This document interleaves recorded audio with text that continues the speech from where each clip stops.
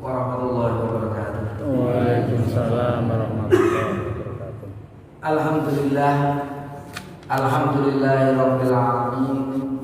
Wassalatu wassalamu ala asyrafil anbiya'i wal mursalin Muhammadin wa ala alihi wa ashabihi ajma'in. Asyhadu an la ilaha illallah wahdahu la syarika lah wa asyhadu anna Muhammadan abduhu wa rasuluhu la nabiyya ba'dah. Allahumma shalli ala Muhammad wa ala alihi wa ashabihi ajma'in. Amma ba'd.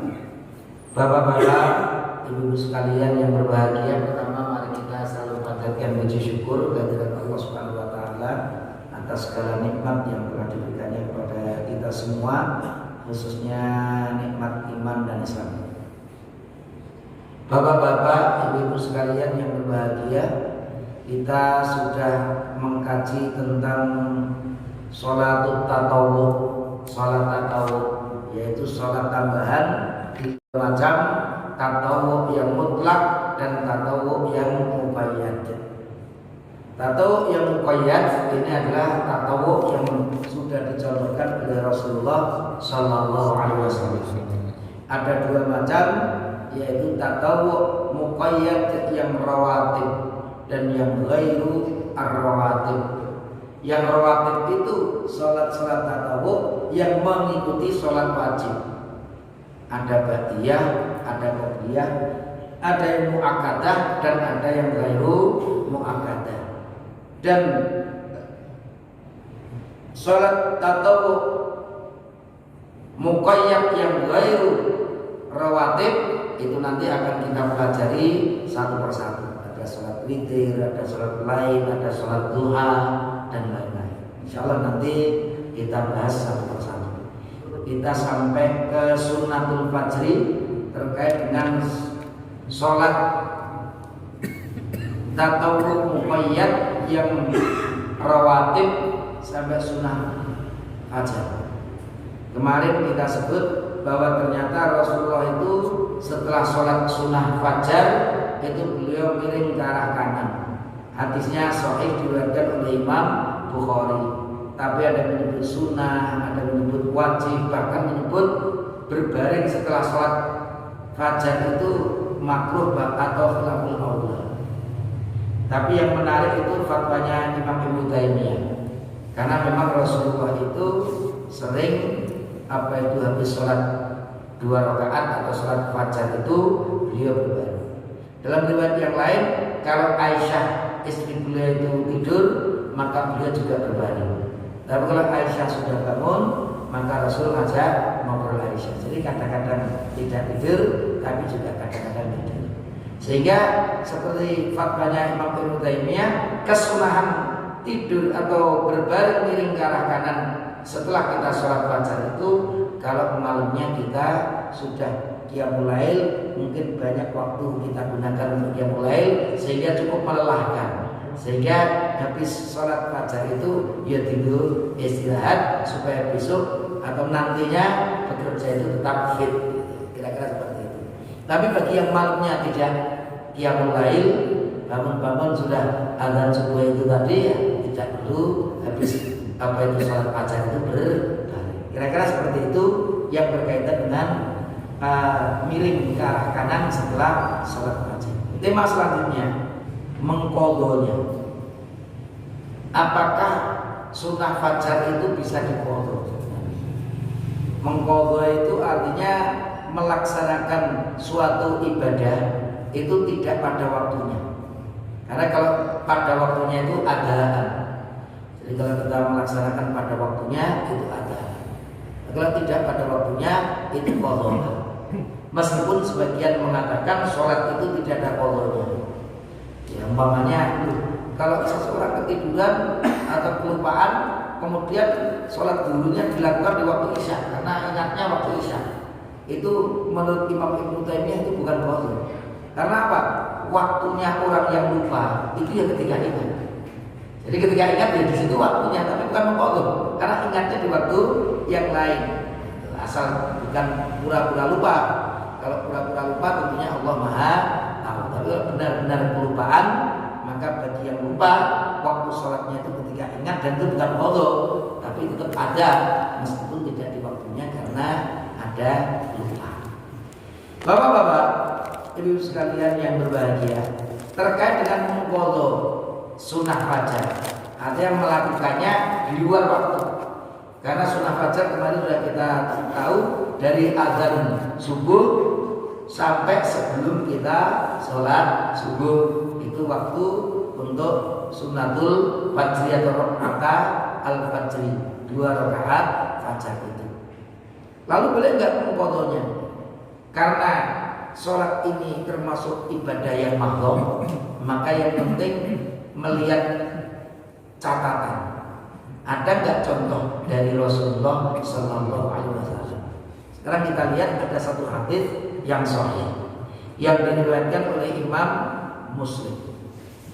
An Abi Hurairah, dari sahabat Abi Hurairah, qala arrasna ma'a Nabiyillah sallallahu alaihi wasallam falam nastaqid hatta tala'at asy-syamsu faqala an-nabiy sallallahu alaihi wasallam.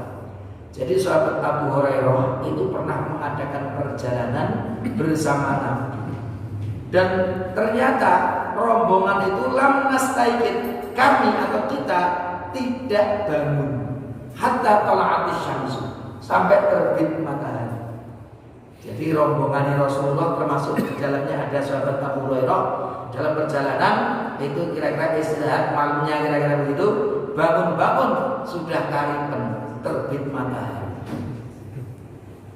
Faqala Nabi sallallahu alaihi wasallam, maka Nabi Muhammad sallallahu alaihi wasallam bersabda, liya'khudh kullu rajulin bi ra'si rahilatihi, hendaknya setiap orang mengambil bekalnya.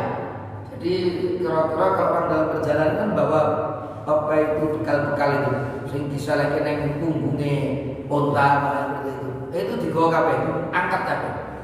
Jadi semuanya sudah di daerah sini, tahu-tahu ketiduran sampai terbit matahari baru bangun kari kabeh. Wis diangkat, barang-barang diangkat. Fa inna hadza manzilun hadarana fihi syaitan. Karena tempat ini dihadiri oleh setan.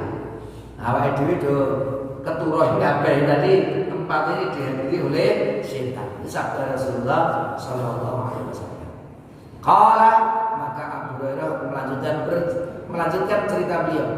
Fa fa'alna, maka kita lakukan seperti yang diperintah oleh Rasul. Jadi diangkat, ya pindah tempat dulu aja. Setelah pindah tempat, summa ta'abil ma'i, Rasulullah minta diambilkan air. Fatawaddo'a, kemudian beliau berwudu. Summa sajada ini, kemudian beliau sholat 2 rakaat. Summa uqimatis sholat, kemudian diiqomati sholat. Fashollal ghada, maka Rasul setelah itu sholat subuh yang ketinggalan. Jadi ceritanya ini hadisnya riwayat Muslim. Rasul bersama rombongan kariben di suatu tempat, minta pindah, kemudian minta di adani, kemudian beliau sholat 2 rakaat, kemudian diiqomati untuk sholat subuh. Padahal tadi sholat subuhnya juga sudah kariben, di siang sudah terbit matahari. Ternyata Rasul sebelum sholat fajar itu juga sholat sunnah fajar. Sebelum sholat subuh, Rasul di sini juga sholat fajar. Ini hadis ini dijadikan dasar oleh para ulama bahwa kita bisa melakukan sholat fajar itu meskipun habis waktunya. Jadi mengqadhanya setelah itu, seperti Rasulullah mengqadhanya sampai setelah terbit matahari. Ada lagi hadis yang diriwayatkan oleh Abu Dawud.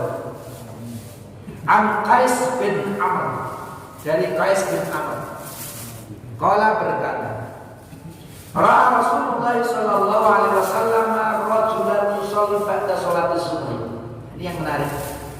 Rasulullah itu melihat ada seorang laki-laki, punya sahabi, yusalli ba'da sholati subuh, sholat setelah sholat subuh. Rakaataini 2 rakaat. Jadi setelah sholat subuh, kok orang itu dilihat oleh Rasul sholat lagi 2 rakaat. Faqala Rasulullah sallallahu alaihi wasallam, maka Rasul bersabda, sholatus subhi raka'atan. Baik sahabatku, sholat subuh itu 2 rakaat. Tadi kita ada sholat 2 rakaat, tidak salam. Apa kamu 2 rakaat? Kira-kira begitu kalau kita jelaskan. Faqala ar-rajul, apa jawaban laki-laki tadi yang habis sholat subuh bersama Rasul, sholat 2 rakaat lagi? Beliau menjawab, sahabat tadi menjawab, inni lam akun shallaitu raka'ataini allataini qablahuma. Wahai Rasul, karena sesungguhnya aku belum sempat sholat 2 rakaat sebelumnya, yaitu sebelum sholat subuh, hanya sholat fajar itu. Fa shallaituhumal ana, maka kami lakukan itu sekarang ini. Jadi karena tadi belum sempat dilakukan, maka sahabat tadi melakukannya setelah sholat subuh. Fasa kata Rasulullah sallallahu alaihi wasallam, maka Rasul diam. Jadi, sholat subuh itu cuma 2 rakaat. Kamu kok 2 rakaat lagi kenapa?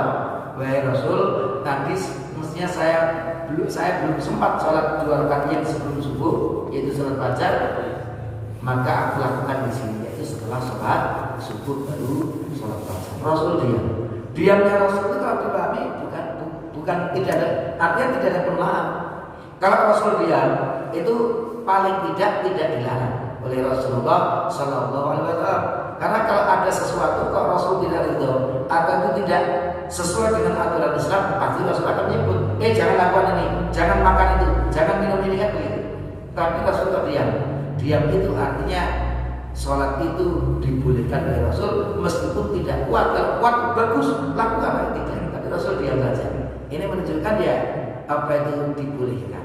Jadi tidak kuat memang. Tapi Rasul tadi di hadis Muslim tadi melakukan.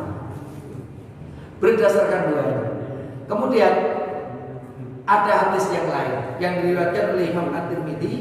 Ini juga dari sahabat Abi Hurairah berkata bahwa Rasulullah pernah bersabda, "Malam yusolli raka'atai fajri." Siapa yang belum sempat sholat 2 rakaat fajar, fal yusolli ma ba'dama tatlu'u syamsu, maka hendaknya dia melakukannya setelah terbit matahari. Tatlu'u syamsu, terbit matahari. Ini ada yang memahami bahwa kalau kita tidak sempat sholat 2 rakaat fajar, maka 2 rakaat fajar itu kita lakukan setelah terbit matahari, artinya waktu duha. Tapi sebagian mengatakan ini maksudnya kalau kamu tidak sempat sholat fajar 2 rakaat sebelum subuh, ya nanti waktu duha sholat 2 rakaat, artinya diganti dengan sholat duha sebagai pengganti karena kita tidak sempat sholat fajar itu tadi. Jadi mengganti saja sholat duha, mengganti sholat fajar yang tidak bisa dilakukan. Karena itu juga mendapatkan pahala, karena yang satu tidak. Nah ini kalau hadis yang ketiga memang tafsirannya seperti ini. Tapi kalau hadis yang pertama dan kedua tadi, riwayat Muslim dan riwayat Abu Dawud tadi, ya memang kesannya Rasul memilih. Maka tentunya kita berhati-hati karena perkara ini tidak banyak dilakukan. Artinya begini, bapak-bapak, ibu-ibu, menurut saya kalau kita terbiasa untuk sholat 2 rakaat sebelum subuh, nggak pernah meninggalkan, tapi suatu saat karitem, belalah bangun-bangun wes komat, ketika dia tidak sempat sholat fajar tadi, nah itu seperti sahabat tadi habis sholat subuh dilakukan. Jangan kalau kita itu tidak pernah sholat fajar kok punya gula ini kuno itu tidak pas. Atau kita sudah ketika azan subuh wes ngerti ada 10 menit menunggu untuk qomat, tapi menenggai raniat sholat engkau tak bar subuh, kalau itu nggak tepat. Jadi kondisinya tentunya kondisi bukan normal, kondisi ketika orang itu biasa melakukannya, tapi karena ternyata ada kondisi yang menyebabkan dia tidak bisa atau tidak sempat melakukannya pada waktunya, akhirnya dilakukan di waktu yang lain. Bukan kemudian waktunya ada dia leha-leha tidak punya niat, kemudian waktunya habis baru niat, tidak seperti itu. Nah, itulah kurang lebih yang berkaitan dengan mengganti sholat apa itu fajar itu di waktu yang lain, ini yang satu setelah sholat subuh itu, yang lainnya bahkan Rasul ketika bangunnya setelah terbit matahari itu Rasul juga sholat 2 rakaat, habis itu sholat subuh. Pertanyaan yang selanjutnya, apakah ada sholat tatawwu setelah terbitnya fajar selain 2 rakaat fajar? Jadi yang menarik ini, kalau kita ada azan subuh itu, selain 2 rakaat yang kita sebut sholat fajar itu, ada enggak yang lainnya? Kesunahan maksudnya. Nah, ternyata di sini para ulama berbeda pendapat mengenai apa itu selain 2 rakaat itu. Yang pertama, makruh. Jadi kalau menambah dari 2 rakaat itu makruh. Jadi kalau ada azan subuh cukup 2 rakaat, nggak perlu ditambah. Yaitu sholat fajar saja, nggak perlu ditambah yang lain-lain. Kalau menambahnya itu kemakruhan. Itu pendapatnya Abdullah bin Umar, juga Abdullah bin Amr. Kalau ini yang Amr, ini dia ada wawunya, tulisannya Umar tapi ada wawunya itu Amr. Kalau ini Ibnu Umar, putranya Umar bin Khattab. Kalau ini Abdullah bin Umar, Amr ini putranya Amr bin As. Hasan al-Basri, An-Nakhai, Sa'id ibn Musayyab, ini seorang alim dari tabi'in. Ashabul Ra'i, ini ulama-ulama dari Kufah, Basrah. Kalau sekarang masuk negara Irak itu disebut Ashabul Ra'i, karena waktu itu hadis jauh dari mereka, sehingga ketika hadis itu tidak banyak sampai kepada mereka, mereka banyak menggunakan akal. Kalau tidak ada ayatnya, maka mereka menggunakan logika. Meskipun logika itu suatu saat ternyata sesuai dengan hadis, tapi suatu saat yang lain, nah ini tidak sesuai dengan hadis. Inilah ashabul ra'i. Karena memang waktu itu yang namanya informasi teknologi tidak seperti sekarang ini. Kita apa itu ngisi kajian di sini dilihat seluruh dunia bisa ini. Kita di Amerika ingin siaran langsung itu sekarang bisa. Sepak bola itu kan siaran langsung itu bisa. Kalau dulu kan penyebaran hadis dari mulut ke mulut. Jadi apa itu dari Hijaz, Mekah, Madinah, dan di satu sisi dengan Basrah dan apa itu Kufah. Itu kalau sekarang benar dekat, tapi dulu itu jauh. Sehingga penyebaran hadis ternyata sulit atau tidak begitu banyak di sana, sehingga banyak ulama-ulama waktu itu menggunakan akal. Jadi bukan mereka menolak hadis, tapi karena memang hadis tidak banyak mereka miliki sehingga banyak menggunakan akal. Nah ini pendapatnya ini mana? Jadi cukup 2 rakaat saja, jangan ditambah-tambah. Itu makruh. Ada satu hadis, bapak-bapak, dalilnya ini hadis yang diriwayatkan oleh Abu Dawud. An Yasar Maula ibn Umar, dari Yasar, ini pembantunya Abdullah bin Umar. Qala, beliau berkata, jadi Yasar ini bercerita, Ra'ani ibn Umar, melihatku Ibnu Umar, doroni. Jadi Yasar ini pembantunya Ibnu Umar. Ketika Yasar ini sholat, Ibnu Umar itu melihat. Wa ana usolli ba'da tulu'il fajri. Waktu itu saya sholat setelah terbit fajar. Jadi sholat fajar. Faqala, maka Abdullah bin Umar berkata, Ya Yasar, wahai Yasar, Inna Rasulullah Sallallahu Alaihi Wasallam, sesungguhnya Rasulullah Sallallahu Alaihi Wasallam kharaja alaina, pernah keluar ketika wa nahnu nusolli hadhihi sholat, dan kita waktu itu sholat 2 rakaat sebelum subuh, yaitu sholat fajar. Faqala, maka Rasul waktu itu bersabda, liyuballigh syahidukum ghaibakum, agar yang hadir hari ini menyampaikan kepada yang tidak hadir. Jadi ketika Abdullah bin Umar sholat fajar, Rasulullah bersabda, yang hadir hari ini sampaikan kepada yang tidak hadir. La tusallu, janganlah kalian sholat ba'dal fajri, setelah datangnya fajar, illa sajdata ini, kecuali 2 rakaat. Hadis ini dipahami bahwa Rasul bahkan ketika melihat Abdullah bin Umar sholat itu akan disampaikan, tidak ada sholat, janganlah kamu sholat setelah apa itu datanya fajar kecuali cukup 2 rakaat saja. Nah, ini sehingga memahami ya sholat qobliyah apa itu subuh itu ya cukup 2 rakaat, yang perlu ditambah rakaat-rakaat yang lain. Pendapat yang kedua ditambah lagi. Selain sholat fajar, umpamanya juga mau sholat tahiyatul masjid atau sholat sunnah wudu, boleh. Pendapat Hasan Al-Basri dalam suatu riwayat, juga pendapatnya Imam Malik. Nah ini kalau Imam Malik pendapatnya menarik. Hal itu dilakukan apabila seseorang ketiduran atau kelewatan sholat lainnya. Jadi nambah dari 2 rakaat itu kalau telat sholat lainnya. Nah, seperti itu.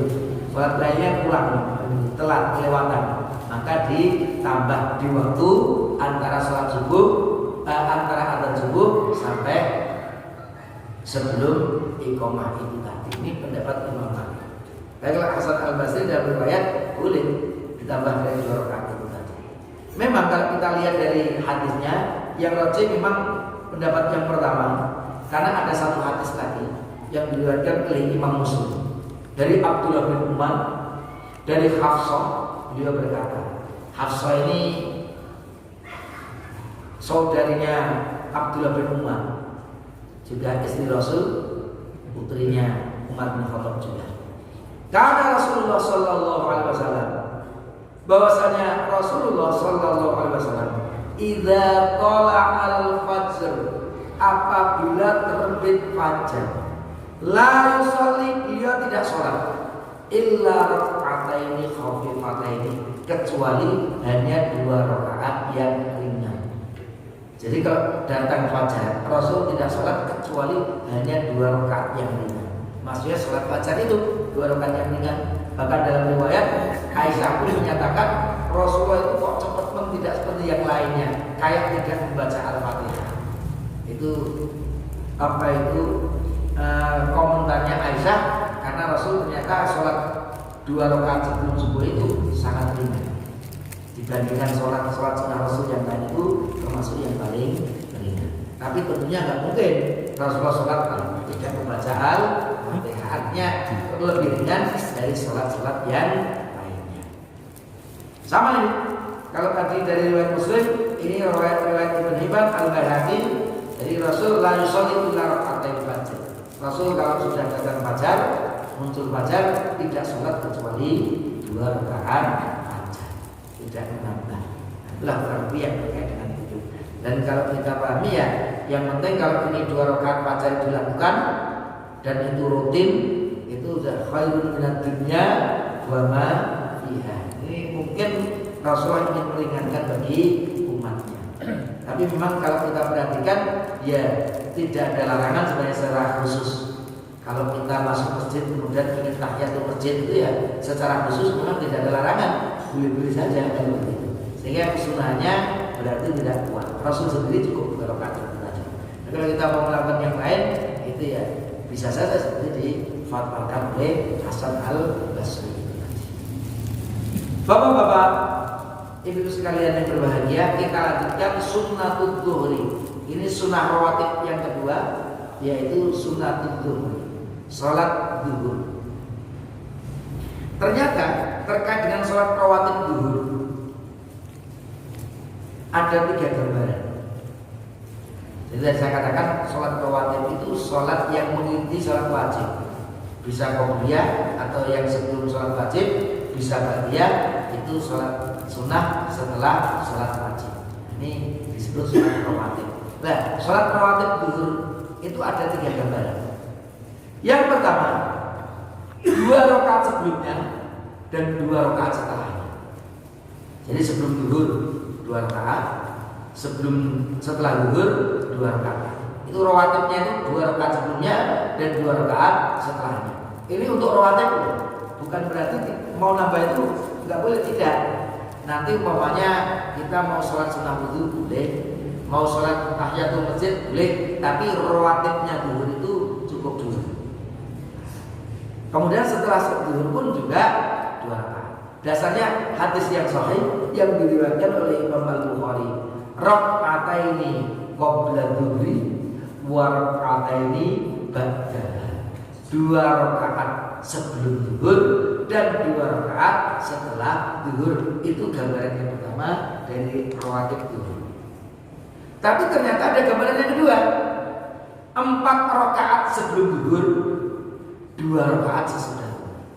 Jadi ini nomor rakaat bukan 4 rakaat, 4 dan 6 sebelumnya ini. Dasarnya hadis riwayat At-Tirmidzi. Arba'an qabla dhuhri wa raka'ataini ba'da. 4 rakaat Rasuli, ya 4 rakaat sebelum zuhur dan 2 rakaat setelah zuhur. Man shalla fi yaumin wa lailatin, siapa yang sholat dalam sehari semalam itu sinta asrata rakaatan, 12 rakaat, bana lahu baitun fil jannah, atau bunya lahu baitun fil jannah, maka akan dibangunkan baginya satu rumah di surga. 2 rakaat, 12 rakaat itu apa? Ini tadi untuk qobliyah zuhur sudah 6 sendiri, ditambah 2 rakaat maghrib setelah maghrib, 2 rakaat setelah isya, dan 2 rakaat sebelum fajar. Jadi kalau dijumlah 12 rakaat. Ini juga arba'an qabla dhuhri wa raka'ataini qabla al-ghada. Ini ada arba'an qabla dhuhri, 4 rakaat sebelum sholat zuhur. Sehingga tadi apa? Gambaran yang kedua, 4 rakaat sebelum zuhur dan 2 rakaat setelah zuhur. Tapi ada juga gambaran yang ketiga, 4 rakaat sebelum zuhur dan 4 rakaat sesudah zuhur. Dasarnya mana? Hadis yang diriwayatkan oleh Imam At-Tirmidzi juga dari Ummu Habibah berkata, Rasul pernah bersabda, man shalla qabla dhuhri arba'an, siapa yang sholat sebelum zuhur itu 4 rakaat, niatnya qobliyah zuhur itu 4 rakaat, wa ba'daha arba'an, dan setelah zuhur dia juga sholat 4 rakaat, gantiannya 4 rakaat lagi. Dia selalu melakukan itu 4 rakaat sebelumnya dan sesudahnya zuhur. Harramahullah 'alan nar, harramahullah 'alan nar, maka Allah mengharamkannya dari api neraka. Jadi orang yang rajin 4 rakaat qobliyah sebelum zuhur, 4 rakaat qobliyah ba'diyah setelah zuhur, itu dia mengerjakannya terus-menerus, maka Allah mengharamkan baginya neraka. Bapak-bapak Ibu, ini menunjukkan 4. Jadi maksimalnya 4. Maka kalau saya melihat Bapak-bapak, dari berbagai riwayat tadi, saya melihat bahwa rawatib zuhur itu ada yang mu'akkadah, ada yang ghairu mu'akkadah. Mu'akkadah itu artinya selalu dilakukan Rasul. Ghairu mu'akkadah itu kadang dilakukan Rasul, tapi kadang juga tidak dilakukan oleh Rasul. Yang mu'akkadah 2 sebelumnya dan 2 setelahnya. Kemudian tambahannya itu ghairu mu'akkadah. Maka nek umpamane 2 rakaat jik semangat, tambah lagi 2 rakaat. Ini wis kesel duduk enggak apa-apa. Nanti setelah zuhur juga demikian. Kalau mau 4 rakaat lebih bagus. Tapi kalau 2 rakaat sudah lumayan kesel, ya sudah cukup, mencukupkan. Jadi yang 2 itu mu'akkadah, tambahannya sebelum dan sesudahnya itu yang 2 rakaat itu ghairu mu'akkadah. Nah, ini juga menarik lagi memahami hadis ini Bapak-bapak, Ibu-ibu. Jangan sampai kita menjadi salah paham dengan hadis ini. Siapa yang biasa sholat 4 rakaat sebelum zuhur dan setelahnya 4 rakaat itu diharamkan oleh Allah Subhanahu neraka. Wis nek ngono sing penting sholat iki rasa sholat liyane, subuhan ya ora, isyaan ya ora, dan ya memahami hadis tekstual ini tadi. Kan yang penting ini loh. Sholat sebelum zuhur 4 rakaat, setelah zuhur 4 rakaat, wis Allah haramkan baginya neraka. Tentunya kita memahami. Kalau orang sholat sunnahnya saja zuhur sampai 4 rakaat, setelahnya juga 4 rakaat biasa maksimal seperti itu, orang mungkin sholat 5 rakaat untuk ditinggal itu orang mungkin. Sing sunnah saja 4 rakaat sebelumnya dan 4 rakaat setelahnya itu dikerjakan kok. Dia mau meninggalkan sholat wajib itu orang mungkin, pasti dia orang yang sangat taat apa itu khususnya terkait dengan kewajiban-kewajiban agama. Sehingga orang yang seperti itu pantaslah Allah mengharamkannya dari api neraka. Itulah yang harus kita pahami. Karena kalau salah paham nanti begitu. Yang penting hadis itu cokal, aku tidak. Saya harus dipahami bahwa sholat wajib itu jauh lebih penting dari sholat yang sunnah. Bahkan kalau kita tidak sholat ini, artinya sholat qobliyah dan ba'diyah yang sunnah itu, yang penting kita sholat wajib saja, itu sudah kita diharamkan dari api. Mengqadha sholat zuhur, ini sampai ini saja. Mengqadha sholat zuhur. Nanti sunnah asar kita kaji pada waktu yang lain. Bagaimana ya terkait dengan mengqadha sunnah zuhur? Sunnahnya bukan sholat zuhurnya ini, tapi sunnah zuhurnya. Yang pertama terkait dengan mengqadha sunnah qobliyah, sunnah sebelum zuhur. Ada satu hadis yang diriwayatkan oleh Imam At-Tirmidzi dari Aisyah radhiyallahu anha. Anna Nabi sallallahu alaihi wasallam, bahwasanya Nabi Muhammad sallallahu alaihi wasallam karena idza lam yusolli arba'an qabla dhuhri, Rasul itu kalau belum sempat sholat 4 rakaat sebelum zuhur, shallahunna ba'da, maka beliau lakukan setelahnya. Ini dipahami apa itu sebagian ulama, ini maksudnya kalau kita qobliyahnya belum sempat, maka bisa dilakukan di setelahnya. Ada juga yang memahami belum Rasulullah 4 rakaat itu jangan-jangan yang 2 itu sebelum zuhur, yang 2 itu setelah zuhur karena belum sempat dilakukan. Seperti itu. Tapi ini apa itu dalilnya sangat umum sehingga tafsirnya bisa ke sana, bisa ke sini. Rasul kalau tidak sempat sholat 4 rakaat sebelum zuhur, maka beliau lakukan 4 rakaat itu setelahnya. Artinya qobliyah yang tidak sempat itu dilakukan pada setelah zuhur kalau tidak sempat. Artinya bukan kalau orang itu sempat tapi malas, wis adzan qobliyah tidak. Ini yang tidak sempat. Biasa melakukannya, kemudian ada udzur sehingga tidak sempat. Nah, itu dilakukan di setelah zuhurnya. Ini dipahami dia. Yang kedua, mengqadha sunnah ba'diyah zuhurnya itu tadi. Dan ba'diyah zuhur itu kan setelah sholat zuhur. Ba'diyah kapan? Di waktu asar jam berapa? Kan seperti itu.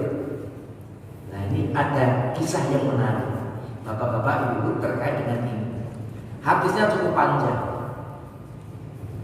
Dari Bukair, dari Quraib, pembantunya Abdullah bin Abbas, bahwasanya Abdullah bin Abbas dan Abdurrahman bin Azhar wal Miswar bin Makhramah, ada 3 sahabat ini. Ini ceritanya dari Quraib. Ini Quraib itu pembantunya Abdullah bin Abbas. Jadi Abdullah bin Abbas itu punya pembantu namanya Quraib. Ini Quraib ini bercerita bahwasanya Abdullah bin Abbas dorone tuanya majikannya, juga yang lain Abdurrahman bin Azhar dan Miswar bin Makhramah. Jadi ada 3 sahabat ini. Arsaluhu ila Aisyah zaujin Nabi. 3 sahabat tadi mengutus Quraib untuk mendatangi Aisyah radhiyallahu anha, istrinya Rasul. Faqalu, kemudian mereka berkata, Iqra alaiha salam, sampaikan kepadanya salam. Ini juga salah satu syariat kirim salam. Iqra alaihi salam, sampaikan salamku kepadanya. Jadi 3 sahabat tadi, nanti kalau kamu tolong datangi Aisyah, nanti kalau ketemu sampaikan salam kami dan apa itu kepada beliau. Jadi ini titip salam itu ada. Iqra alaiha assalam, minna dari kami, yaitu 3 orang sahabat tadi. Jami'an, kita semuanya bertiga. Wasada, kemudian tolong kamu tanyakan kepada beliau, yaitu Aisyah. Anir raka'ataini ba'dal asri, 2 rakaat setelah asar. Karena dalam kajian waktu-waktu sholat kemarin, bahwa setelah sholat asar itu tidak ada sholat. Tapi kok Aisyah itu katanya ada 2 rakaat setelah asar. Coba tikokno Aisyah. Kok dia mengatakan ada sholat 2 rakaat setelah asar? Ini kan syariat waktu itu berkembang, zaman Rasul masih hidup itu. Bisa saja berubah atau apa itu disempurnakan. Maka 3 sahabat tadi minta bertanya kepada Aisyah. Tapi kalau saya pahami, kisah ini ketika Rasulullah itu memang sudah wafat. Karena memang kalau ada Rasulullah masih hidup tentunya langsung ditanyakan kepada Rasul. Tapi ini Rasul sudah wafat, kok jari Aisyah itu ada 2 rakaat setelah asar.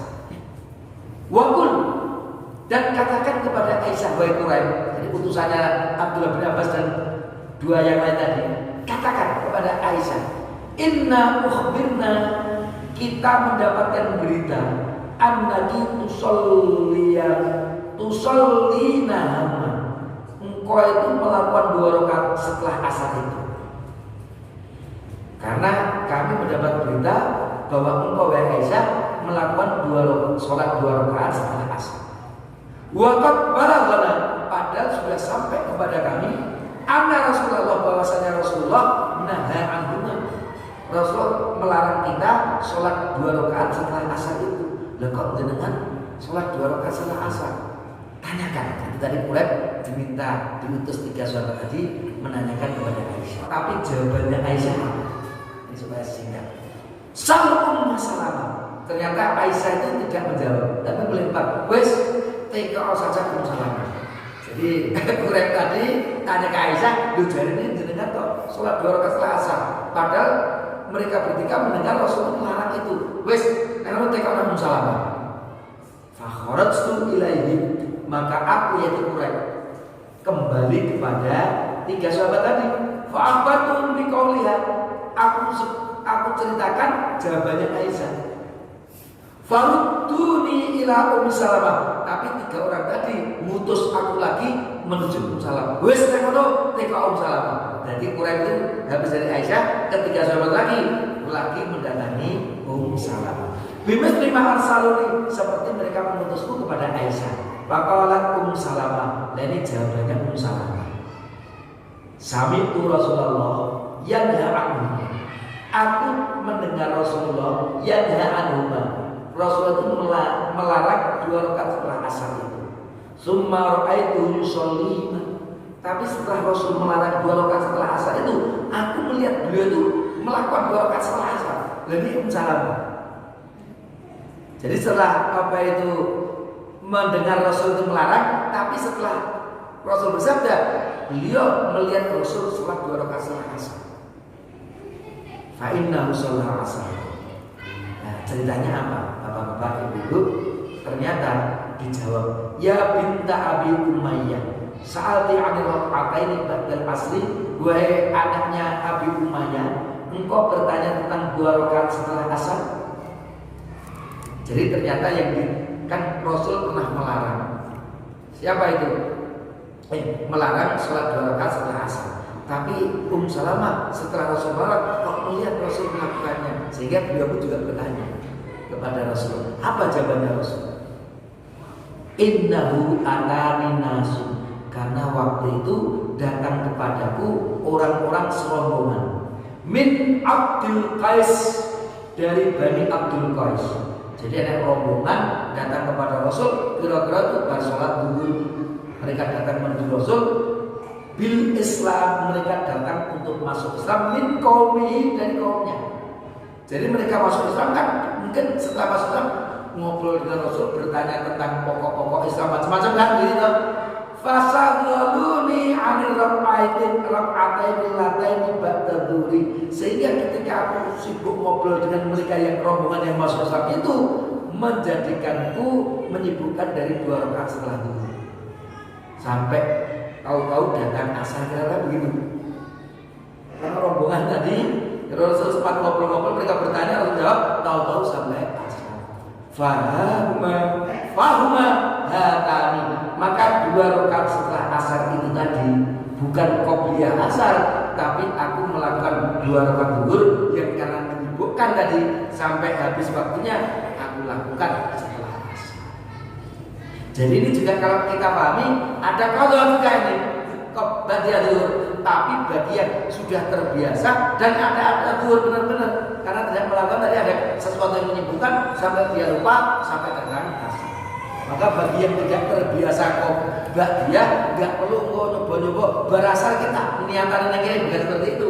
Tapi bagi yang sudah terbiasa, belalah ada sesuatu yang menyibukkan sehingga dia tidak bisa sempat melaksanakannya, maka bisa dilakukan seperti Rasulullah Sallallahu Alaihi Wasallam. Jadi hadisnya ada, tapi kita memahaminya untuk kondisi-kondisi yang bukan biasa, tapi kondisi-kondisi yang tidak normal tadi. Ada kondisi tertentu sehingga Rasul melakukan 2 rakaat itu setelah asar. Nah, menariknya dan perkembangan itu 3 sahabat tidak tahu, ternyata berita dari Salamah itu cukup lengkap. Itulah gambaran bahwa di kalangan sahabat dulu ada banyak yang membawa hadis tapi tidak tahu hadis yang lain. Kan tidak semuanya menguasai semua hadis. Maka bersyukurlah kita, bapak-bapak, ibu-ibu. Meskipun kita jauh dari Rasulullah, tapi yang namanya hadis Rasul itu kita mau baca dari A sampai Z itu bisa. Para sahabat dulu kan dia hanya dari mulut ke mulut, sehingga mereka dengar ya mereka ketahui, yang mereka tidak dengar kan tidak selamanya bisa bersama Rasul. Sehingga banyak di antara mereka itu yang tidak menguasai hadis. Nah, sekarang ini semua hadis-hadis itu sudah dikumpulkan para ulama dalam kitab hadis. Kalau kita akan mempelajarinya sangat mudah. Maka sangat tidak pantas kalau kita tidak bisa membaca banyak kisah-kisah dari Rasul itu, padahal kemudahan luar biasa yang bisa kita dapatkan dengan adanya teknologi. Maka dengan ilmu pengetahuan, beragama pun, memahami agama pun, bahkan beribadah pun akan semakin mudah. Nah, itulah yang bisa kita simpulkan. Nah, mudah-mudahan yang sedikit ini ada manfaatnya. Nanti yang lain, sunnah asar, sunnah maghrib, sunnah isya, nanti akan kita bahas pada kesempatan yang akan datang. Mudah-mudahan ada manfaatnya. Satu pertanyaan. Kalau di sholat subuh ketika terbit fajar tadi yang dikatakan tidak ada sholat lain selain qobliyah subuh. Nah, kalau di sholat zuhur bolehkah kita menambah setelah adzan zuhur itu sebelum iqamah kita tambah sholat, misalnya sholat mutlak kayak gitu? Tadi hadis yang berkaitan dengan yang datang, tolong memberitahu yang tidak datang. Itu terkait dengan sholat subuh. Kalau sudah datang fajar, maka hendaknya seseorang tidak sholat kecuali hanya 2 rakaat itu. Itu jelas sholat fajar, tidak untuk sholat yang lain. Dan kemudian dalam ilmu ushul fikih disebutkan la qiyasa fil ibadah. Namanya ibadah, yang namanya ibadah tidak bisa dikiaskan. Karena tadi subuh oleh Rasul berarti zuhurnya tidak bisa dikiaskan begitu. Karena untuk zuhur itu harus ada keterangan lain, dan di sini tidak ada larangan dari Rasulullah Shallallahu Alaihi Wasallam. Maka kesunatan tadi semuanya tetap disunahkan. Mau 2 rakaat wudu, kemudian ditambah lagi 2 rakaat apa itu tahiyatul masjid, kemudian namanya rokat-rokat sholatul intidhar, kan juga nanti ada sholat intidhar namanya. Kalau kita belum komat kepengen sholat lagi, maka sholat mutlak itu tadi intidhar sambil menunggu datangnya apa itu zuhur itu tadi. Itu termasuk tempat yang diperbolehkan seperti yang dilakukan oleh sahabat Abu Dzar Al-Ghifari ketika Al-Ahnaf itu melihat kok apa itu ini orang ini sholatnya piro masih ngerti apa jumlahnya kan ganjil atau genap. Setelah ditanyakan, karena Rasulullah bersabda apa itu hendaknya kita memperbanyak sujud, kan begitu kan? Itu dilakukan oleh sahabat Abu Dzar Al-Ghifari, dan itu bisa dilakukan sebelum zuhur itu. Atau ya, itu saja yang bisa kami sampaikan. Aku qouli hadza wa astaghfirullah li wa lakum. Wassalamualaikum warahmatullahi